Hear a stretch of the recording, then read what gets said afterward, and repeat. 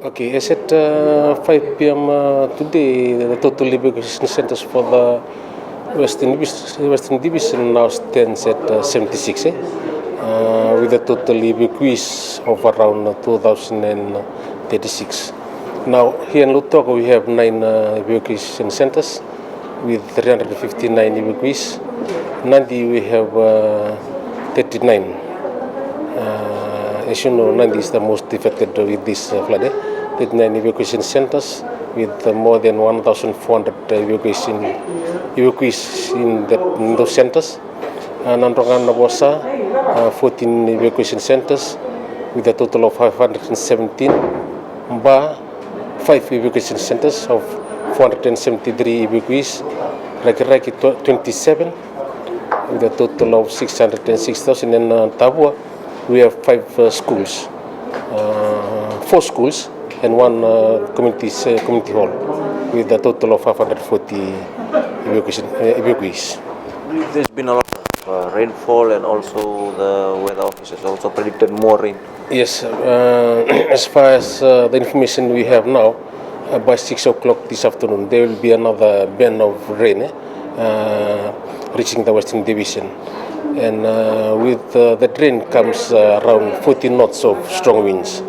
So now with that kind of system coming towards the Western Division, our general advice to the community here in the Western Division is to take heed of the advice, not to be complacent with the current weather we have today, from this morning till now, with the dry, we have sunshine and no rain, but from tonight will be heavy rain here.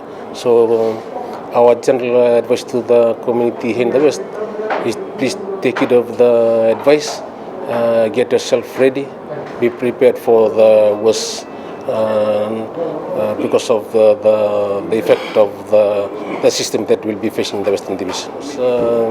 Yesterday, while we have at the height of the flood, people are calling us to assist them to go get across it. By then, we can take the risk of getting the route to them.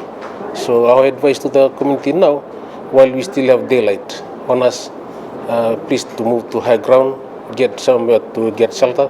Evacuation centers are open. If you know your evacuation center, you can go straight to your evacuation center. If not, you can contact the nearest police station or the nearest DO, district officer, to get your information for where you can go to. We are liaising with the municipalities. Yesterday we did it with the Nandi and Raki. We coordinate with the CEOs and Chamber of Commerce for those town councils, and tomorrow we'll do the same.